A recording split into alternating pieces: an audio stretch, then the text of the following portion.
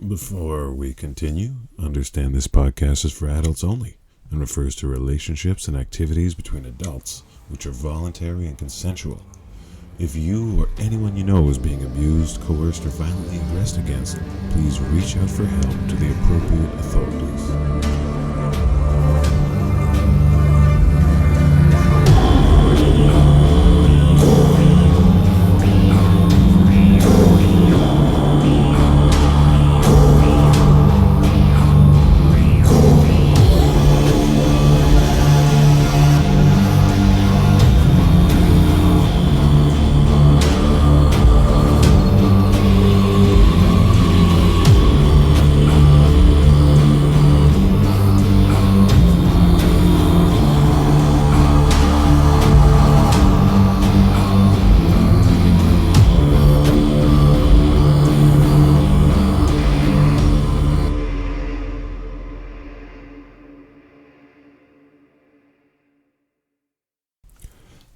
Hello, and welcome. Gorean Voice, Episode 9, Norman-Normativity. Hello there, and thanks for tuning in again this week. On this happy Sunday morning, I'd like to discuss this idea of living in a Norman-Normative or Gorean normative way. I feel I should explain it a little better by referring to a forum post I wrote in early 2023 on the Gorean Gathering Place group in FetLife. I titled it simply, As If. It goes, Good morning all. How do you manage to bridge the gap? As the polity, laws, aesthetics, and societal norms where I reside don't match very well with my elective affinity for Gorean flavors of the same, I'm often faced with a 2.5-way choice in how I lead my household. Fortunately for me, there are many minorities in nearly every society on Earth which are faced with the same choices, and as such they lend me their data, experiences, and outcomes at 0% interest. Now that my specific take on Gorean mixes in plenty of tribalism, a little samurai, some romanticism, Pashtunwali, classicism, with a healthy dose of heavily Byronic Orientalism, doesn't really make a difference to this post, as nearly any heterodox lifestyle/tribe/community will have the same concerns. So, what choices face a humble tribal patriarch? Well, there's choice number 1. Live as a diaspora does, a beleaguered minority who knows the real deal. Keep kosher among the Gentiles. Practice kung fu with your fellow Chinamen after washing the dishes in the basement of your cousin's Chinese restaurant in Rome. Just don't forget to duel Chuck Norris at the Colosseum. Knock on doors for 364 days a year, but hide in the basement on Halloween. There's a nobility in such a pursuit, O keepers of the faith, and in facing the danger. Keep your gold close to the door, and don't wait for the damn bread to rise. There's also an aspirational angle, as you can toast next year in Jerusalem for the next 1,000 or so years. Be awake while so many others sleep, and you'll get yours in the promised land, in the hereafter, or here on earth, after the tribulations of the apocalypse having had an apocalypse, and all of the non-Christians/Buddhists, Jews, Yogi, Muslims, Catholics, Sunni, Vegans, Flat Earthers, Paleo, Keto, Barefoot, CrossFit, Toyota drivers, Shia, Ismaili, Jain, Sikh, Young Earth, Amish, Hutterites, Maronites, Israelites, Canaanites, Sodomites, Anti-Vax, Anti-Anti-Vax, Yazidi, Ultra-Preppers are either burning in hellfire, starving in the freezing dark, dying of plague, or trying to get into your bunker to eat your preps or your brains, if it helps you sleep at night. There is a richness, too, in not diluting your culture to suit a given place and time. A bar mitzvah and keeping the Sabbath, or a first hunt and first tattoo seem to have much better outcomes than our contemporary adulthood initiation of getting your own smartphone and staring into that most shallow abyss for 16 hours per day. The aspirational side doesn't really work for me, being as syncretic and synthetic as I am. As a toast, next year in New Treve doesn't really have a weight class unless I'm launching a colony ship in the near future. Now there's choice number 1.5, the half choice. Resign to the authority of the majority and get with their program. It has its advantages. The one disadvantage accrues entirely to the patriarch. His authority and power over that which he owns is rather less than absolute. If you want to play close to the bone, best not to let the truth get in the way of a good story. So there's the second real choice, to live as if it's true, as if your way is the way, as if you're right, to live as if every desired element of your lifestyle is the standard, to cultivate, through meditative practice, hypnosis, or other techniques, an encompassing mindset in oneself and in those in one's thrall, that this way of living is both good and the way of the world. I can choose to, even though I live in a silly country where self-defense is basically outlawed, to treat my every departure from my home as a grave matter. If a woman of mine choose to hold such Norman-Normative beliefs, to believe, can one even choose to believe, that they are genuinely enslaved, and that any other woman they encounter is either a slave like she is, or a free woman who very likely would rather kneel and steal anyhow, they feel a sense of pity or disgust towards women who seem to be swimming upstream from their nature, and we may cultivate relationships exclusively with people of a similar attitude. That excludes a lot of people. Given that life is really only long enough, and certainly only wide enough, to have any sort of real connection with about a dozen people, that's just fine. There are plenty of people who will remain strangers to us. I'm sure such people will be the center of their own worlds, but if they won't fit into mine, they aren't invited. Our intolerance for un-Gorean aesthetics will keep a lot of people off of our radar, and many of those people may feel that's not fair. May they find somewhere that will take them. How much, though, is sustained artificially? There is an irony that an anti-tech, Luddite, Uncle Ted-approved fantasy world was popularized, and to its greatest extent, so far, realized by cutting-edge communications technology. As for my little tribe, we are able to communicate with very specific individuals, with very specific interests much more easily because we can find them online, even if I prefer the in-person approach. On a side note, my slightly phony belief that every single attractive woman I meet in real life is a slave girl waiting to be collared is only reinforced by my own stellar batting average. Not to brag, this is for science, y'all. Much of my own flavor of allegedly minimalist lifestyle is only facilitated because of material wealth.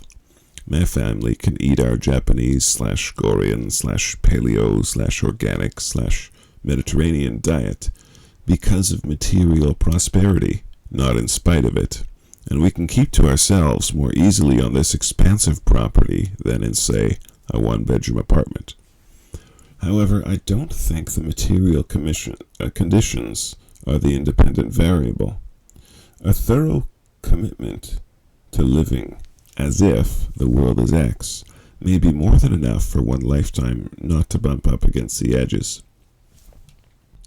One of my favorite fellow knuckleheads is frequently asked if he believes in God.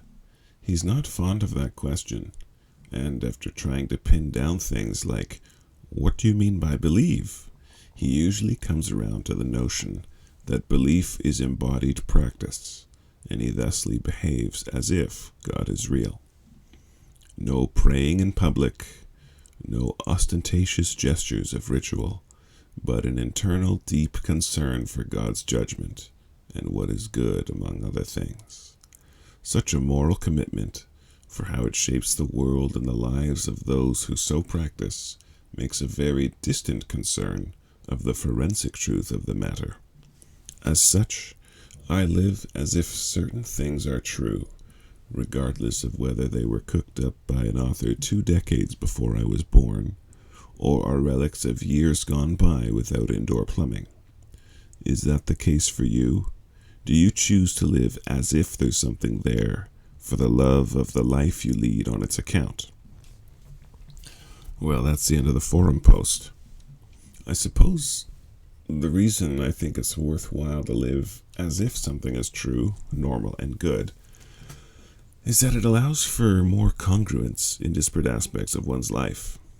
As a matter of course, this doesn't mean that I walk around like some dork in Roman-era costume, talking like Kwai Chang Kang from Kung Fu, or that I express a Talibanic level of astonishment when I see an uncollared, unescorted woman not covering her hair or face. What it really means is that from the inside, that is, from within my personhood, relationship, household, etc., we live as if a Gorean lifestyle is just the way things are. That the man is master and the woman is slave is as plain to us as the 4 fundamental forces of physics, the fact that Monday is followed by Tuesday, or that 11 is prime while 12 is not. While this does, of course, require a delicate touch when dealing with people outside of our household, and an especially artful mode of dodging while dealing with our children, I find it is still very much worth the effort. At a recent munch, my Kajira and I sat next to 2 other couples. One of them was Gorean, and the other was in a femdom-oriented relationship. While naturally we found more fellowship with the Gorean couple, this doesn't mean that I treated the other couple as an abomination, but I did make things clear that we were quite different, and I referred to certain practices, activities, and social engagements that were unabashedly Gorean or male-dom in character, without disclaimer or need to state some phony commitment to inclusivity or diversity. The likelihood of a future social endeavor with the other Gorean couple is very high, and it seemed no coincidence that I had many interests in common with the other master, while I suspect my future social interaction with the other couple is likely to remain a little more formal, which is fine too. There's a downside to such a parochial mentality. Carried to extremes, it would cut me off from a lot of people, and in a modern economy, a wise person must of course avail oneself of the creativity and intelligence of all fellow humans, regardless of their political, religious, or other categorizations. Also, much of the outward signs of this behavior on the part of me and any Kajira in my steel are rather more congruent and comfortable for people with a very conservative, well-worn commitment to certain books older than the Gorean tomes by millennia.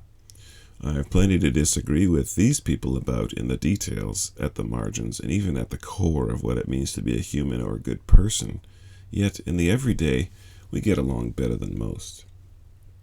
Day to day, however, I spend a few minutes transacting, several hours working, an hour or 2 exercising, and several hours enjoying the company of my favorite people, that is, my family. Most of these can be conducted well within the boundaries of my Gorean is best mentality, so from the inside it isn't really a problem for 95% of the day. Please understand that for the most part, this Norman-Normativity is narrowly focused on issues of how the sexes relate to each other, aesthetics, and the slightly broader issues of masculine excellence and personal sovereignty and integrity. I don't drive in a Gorean way, or lace up my boots in a Gorean way, dress in a Gorean way, or even speak in a particularly Gorean way. However, when my life brushes up against one of the above-mentioned issues of sex relations, aesthetics, etc., I generally find it useful to have some code pre-decided ahead of time. This is not to practice a most unscientific epistemic arrogance or certainty, but to keep things flowing in my head more or less all in the same direction, as a matter of keeping myself consistent. I don't need to burn extra cycles upstairs to reconcile quite as many irreconcilable opposites as I otherwise would. It's similar to a constitution, a commitment one makes during lucid, sober moments that will be held to during moments of weakness or turmoil. This doesn't mean a particularly rigid approach to life, I make an effort to keep my ankles limber, but it does mean I have some guiding principles, however imperfect they be. Perhaps such a thing as a constitution, or a nice and neat set of just under a dozen commandments, is why I admire people who are outwardly more on the religious side, even if they're not about precisely what I'm about. At least they're about something that makes sense to them, something with internal consistency. Queers for Palestine? Not so much. Do you live as if there's something there? I wouldn't spend any time stargazing for evidence of Gore or the Kuri. I'm okay living with just one moon, but I try to live as if it's true and it's the way. I also try to live in a manner mindful of Yahweh, Bhagavan, and Odin's gaze, though I suspect I'll never lay eyes on any of them either. Thanks for tuning in again. In a future episode, we'll be looking at motorcycle riding as an analog to tarn riding. Whether you ride, pillion, or have never been on fewer than 4 motorized wheels, I look forward to seeing you there. Next week, however, I'll be discussing the merits of assassins. Yes, you heard that right. Nearly everything has an upside, and it's time we give the black cast a dispassionate assessment. With the help of a popular video game franchise and American libertarian philosopher James Bell's writing on the topic, as well as the Gore books themselves, I'll be looking at salutary depictions of assassins in popular culture, contemporary crypto-anarchic philosophy, and of course, a Gorean perspective on both. In the meantime, lads, keep it together. Don't phone in that last rep. Dig deep. Ladies, don't cheat. Boil the water, make the tea and let it steep and cool. None of that warm water shortcut business. Be well. See you in a week.